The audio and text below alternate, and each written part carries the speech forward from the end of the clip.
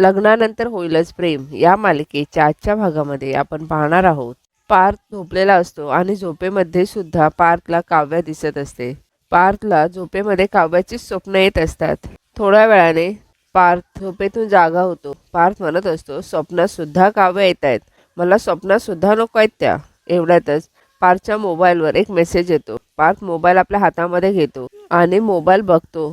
त्यामध्ये काव्याने रेकॉर्डिंग करून पाठवलेलं असतं. हाय पार्थ, आपली वेळ 11:11. हे ऐकून पार्थ मोबाईल खाली ठेवतो. त्यानंतर अजून एक मेसेज येतो. काव्याने अजून एक व्हॉइस रेकॉर्डिंग पाठवलेलं असतं. अहो, तुम्ही सांगितलं नाही रेड वेल्वेट पेस्ट्री कशी होती ते. हे ऐकून पार्थ रागानेच आपला मोबाईल बाजूला ठेवून देतो. पार्थ म्हणत असतो, कशाला मेसेज करतायत या? नाही बोलायचंय मला तुमच्याशी. नाही, याआधी तुमचा हट्टीपणा आवडत होता मला, पण आता सहन नाही होत आहे. त्यानंतर पार्थला खूप भूक लागलेली असते. पार्थ म्हणत असतो, भूक पण लागली आहे, काय खावं? पार्थ उठून किचन मध्ये जातो. त्यानंतर पार्थ इकडे तिकडे सगळीकडे बघत असतो, परंतु खायला काहीही नसतं. पार्थ म्हणत असतो, काय खाऊ? राहू दे, दूध पिऊन झोपतो, असं म्हणून पार्थ जाऊन फ्रीज खोलतो. फ्रीज खोलल्यानंतर पार्थला ती रेड वेल्वेट पेस्ट्री दिसते आणि त्याला त्याच्या आईचे शब्द आठवतात. ती पेस्ट्री सुद्धा तुझी आहे आणि पेस्ट्री पाठवणारी सुद्धा तुझीच आहे. त्यानंतर पार्थ ती रेड वेल्वेट पेस्ट्री काढतो आणि खायला जात असतो. पार्थ ती पेस्ट्री खाणार एवढ्यातच पार्थला जीवा आणि काव्याचे एकत्रित फोटो आठवू लागतात. ते आठवल्यानंतर पार्थ लगेच ती पेस्ट्री तेथेच ठेवून देतो. दुसरीकडे जीवाला सुद्धा नंदिनी बरोबर घालवलेले क्षण आठवत असतात. जीवा झोपलेला असतो आणि जीवाला झोपेमध्ये हे सगळं आठवत असतं. त्यानंतर जीवाला नंदिनी जेव्हा सोडून जात असते तेव्हाचे क्षण सुद्धा आठवत असतात.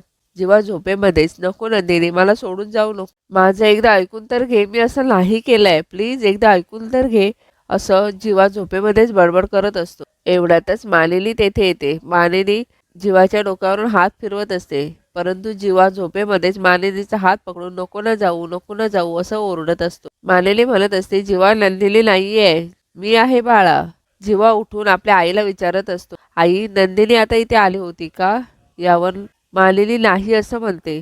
जीवा लगेच आपल्या आईला मिठी मारतो. मालिनी म्हणत असते, काय झालं, वाईट स्वप्न पडलं का तुला? काळजी करू नकोस जीवा, थोडासा वेळ दे फक्त, तू आणि नंदिनी नक्की एकत्र याल. त्यानंतर मालिनी जीवाच्या बेडवर असलेला रोल बघते आणि विचारते, हा रोल कसला आहे? जीवा म्हणत असतो, ते मी आणि नंदिनी झोपताना मध्ये रोल. एवढ्यातच मालिनी म्हणते, ते ठीक आहे, पण आता नंदिनी नाही आहे ना, मग कशाला ठेवलायच हा रोल? जेव्हा म्हणतो, कोणी सांगितलं? कुठे गेली आहे ती? कुठेही गेलेली नाही आहे. माझ्या मते नंदिनी अजूनही याच खोलीत आहे, कुठेही गेलेली नाही आहे. आणि जोपर्यंत ती या रूममध्ये परत येत नाही तोपर्यंत हा रोल हटवायचा नाही, तो असाच राहणार. कारण मला खात्री आहे, एक ना एक दिवस ती नक्कीच येईल आणि स्वतःच्या हाताने ती हा रोल बाजूला करेल. मालिनी म्हणते, नक्की करेल, तुला जसं वाटतंय तसंच होईल, तुझ्या तोंडात दही साखर पडो. पुढे मालिनी म्हणते, धीराचं आहेच बाबा, सगळं होत्याचं नव्हतं झालं तरी सुद्धा तू धीर सोडलेला नाही आहेस. असाच कायम पॉझिटिव्ह राहा, म्हणजे तुझी जी इच्छा आहे ना ती नक्की पूर्ण होईल. पुढे जेव्हा मालिनीला विचारतो, आई, दादा काल रात्री नीट जेवला नाही, काही खाल्लंय का त्याने? इकडे पार्थ किचन मध्ये ऑमलेट बनवत असतो. तेवढ्यात तेथे रम्या येते. रम्या पार्थला म्हणत असते, मी देते तुला बनवून, परंतु पार्थ रम्याला नकार देत असतो. पार्थ म्हणत असतो, मला माझं बनवू देत, मला चेंज हवाय म्हणून मी हे करतोय. यावर रम्या म्हणते, त्या काव्यामुळे आधीच इतका चेंज झालायस तू, आणखीन काय चेंज हवाय? त्यानंतर रम्या पुन्हा पार्थला म्हणत असते, दे इकडे, मी करून देते तुला ऑमलेट, परंतु पार्थ नको, राहू देत. रम्या पार्थला म्हणते, ठीक आहे, मग आता बनवतोच आहेस तर मग माझ्यासाठी सुद्धा एक बनव, मी तोपर्यंत आपल्यासाठी ब्रेड भाजते, असं म्हणून रम्या बाजूला होते. काव्या इकडे पार्थला व्हिडिओ कॉल करत असते, परंतु पार्थ काव्याचा कॉल रिसीव्ह करत नसतो. थोड्या वेळाने रम्या पार्थचा फोन हातामध्ये घेते. रम्या म्हणत असते, दिस इज द राईट टाइम, मी पार्थ बरोबर आहे हे दाखवून तिला चांगलंच जलस करते. रम्या म्हणत असते, थांब पार्थ, तू का अवॉइड करतोयस काव्याला? हे बघ, नाती तुटल्यावर असं दुःखी व्हायचं नसतं अरे, उलट समोरच्याला दाखवून द्यायचं असतं की आपण त्यांच्या आठवणींमध्ये झुरत किंवा रडत बसलेलो नाही आहोत, कळतंय का तुला? असं म्हणून रम्या फोन उचलायला जात असतो. पार्थ रम्याला नको असं म्हणत असते. रम्या मात्र तरी सुद्धा पार्थचं न ऐकता काव्याचा कॉल रिसीव करते. काव्या इकडे फोन रिसीव केल्यानंतर लगेच गुड मॉर्निंग असं म्हणायला जात असते. एवढ्यातच समोर ती रम्याला बघते. रम्याला बघितल्यावर ती लगेच उठून उभी राहते आणि म्हणते, काय ग बिघडलेली सिनेमन कॉफी, माझ्या नवऱ्याचा फोन तुझ्या हातात काय करतोय? आणि काय ग, माझ्या नवऱ्याचा फोन तुझ्या हातात धरायला तुझा हात बरा झाला वाटतं. रम्या म्हणते, हो छान बरा झालाय माझा हात. का माहितीये का? कारण पार्थने माझ्या हाताचे एक्सरसाइज करून घेतले म्हणून बरा झाला. काव्या म्हणत असते, इतकंही फेकू नकोस ग रम्या. रम्या म्हणते, फेकत नाहीये मी. त्यानंतर ती पार्थ जवळ मोबाईल करते आणि म्हणत असते, पार्थ पार्थ सांग हिला. पार्थ मात्र गप्प उभा असतो. रम्या म्हणत असते, पार्थ सांग तू तिला, तू माझ्या हाताचे एक्सरसाइज करून घेतलीस की नाही? काव्या म्हणते, नाही ठीक आहे ना रम्या, त्याने एक्सरसाइज करून घेतले ना, ठीक आहे ओके. कसं आहे, बहिणीचा हात मुरगळला असेल तर भाऊ तिची सेवा करणारच. यावर रम्या म्हणते, मी पार्थची बहीण नाहीये, मैत्रीण आहे, कळलं ना? काव्या म्हणते, याला काय अर्थ? आमच्याकडे मामाच्या मुलाला भाऊच म्हणतात, आम्ही राखी बांधतो त्याला. कसं ग रम्या तुझं? लग्नाचं वय झालंय तुझं, तरी सुद्धा नात्यांची ओळख नाहीये तुला? यावर रम्या म्हणते, तू मला नात्यांची ओळख सांगू नकोस काव्या. तुमच्याकडे काय भावासारख्या दिराबरोबरच अफेअर करतात नाही का? हे ऐकून पार्थ रागानेच स्टॉप इट रम्या असं म्हणून रम्याच्या हातातून फोन काढून घेतो आणि तो फोन कट करतो. काव्या इकडे म्हणत असते, एकदा तरी उकळती सिनेमन कॉफी मी रम्याच्या तोंडावर फेकून मारणार आहे. असं केलं नाही ना तर नाव नाही लावणार आहे काव्या. जरा कुठे देशमुखांशी बोलण्याचा प्रयत्न करत होते आणि ही सगळं बिघडवलं त्या रम्याने. रम्या इकडे म्हणत असते, बरं झालं सगळं बिघडलं. तसंही त्या काव्याला मी पारच्या आयुष्यात परत येऊच देणार नाहीये. 16 डिसेंबरला जे झालं त्याची सतत फोडणी टाकत राहीन आणि त्यांना चटके देत राहीन. असं म्हणत असताना रम्याला ब्रेड फ्राय करत असताना एक चटका लागतो. दुसरीकडे नंदिनी काव्याला म्हणत असते, काव्या पोहे खाऊन घे. काव्या लगेचच नंदिनीने आणलेले पोहे भरभर प्लेटमध्ये घेते आणि ती खाऊ लागते. खात असताना काव्याला जोराचा ठसका लागतो. नंदिनी लगेच पाणी घेते आणि म्हणत असते, अगं काय मुलगी आहेस, मी सांगते तुला, सावकाश खा सावकाश खा. असं म्हणून नंदिनी काव्याला पाणी देत असते.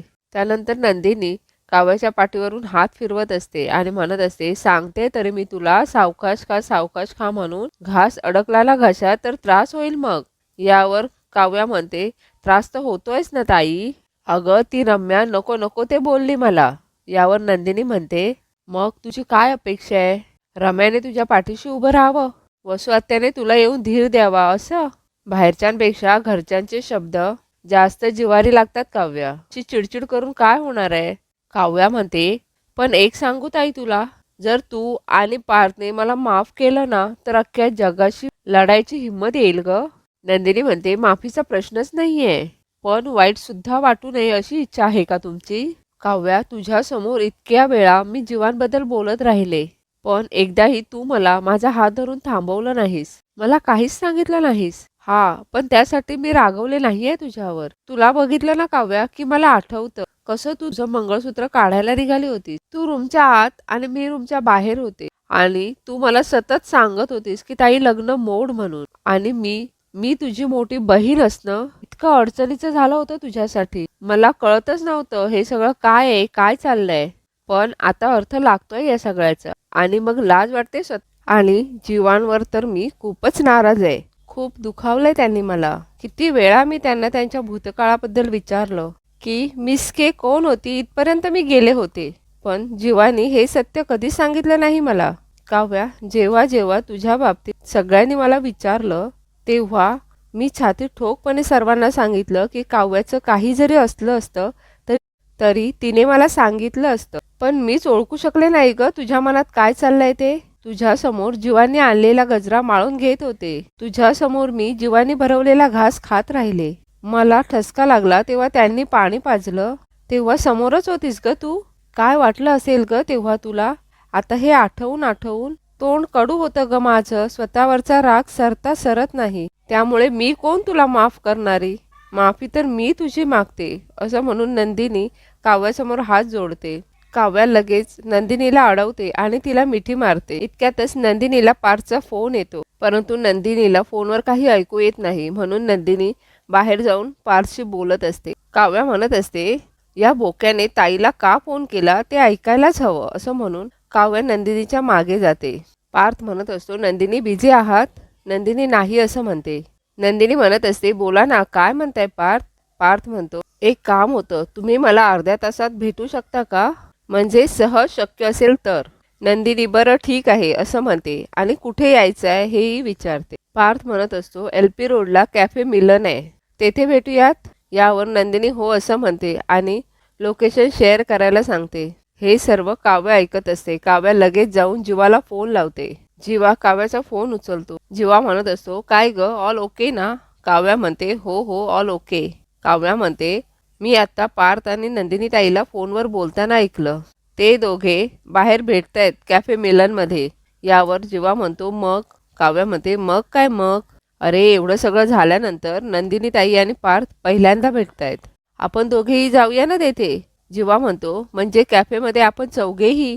काव्या म्हणते, हो हो जीवा, म्हणजे एवढं सगळं जे काही घडलंय ना त्या सगळ्याचे साक्षीदार आपण चौघेही आहोत आणि आरोपी सुद्धा आपण चौघेही. आपले जज सुद्धा आपण आहोत आणि आपले वकील सुद्धा आपणच आहोत जीवा.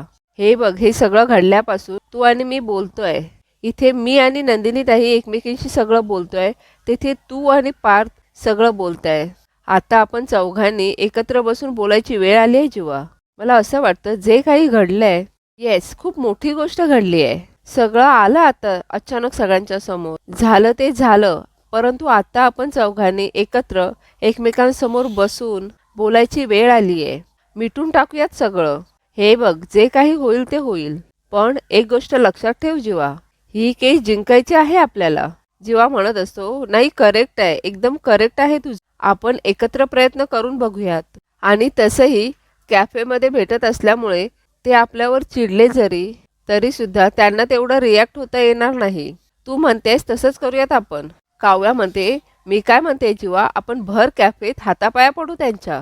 त्यांनी माफ केलंच पाहिजे आपल्याला. या गोष्टीला जीवा सुद्धा हो असं म्हणतो. नंदिनी इकडे कॅफेमध्ये पोहोचलेली असते आणि कॅफेमध्ये तिला जीवा असल्याचा भास होत. नंदिनी म्हणत असते, जीवा तुम्ही? जीवा म्हणत असतो, अजून कोणी येणार होतं का? नंदिनी म्हणते, पार्थ. जीवा म्हणतो, पार्थ दादा तर गेला काव्यासोबत आणि मी इथे तुझ्यासाठी थांबलो आहे. तसंही चकाचक बाई आपलं आणि कॅफेचं फार जुनं कनेक्शन आहे. तुला आठवत आहे मागच्या वेळी आपण कसं सेलिब्रेट केलं होतं कॅफेमध्ये, जेव्हा आपण आनंद निवास परत मिळवला होता. हे ऐकल्यानंतर नंदिनीला तेव्हाचे काही क्षण आठवू लागतात.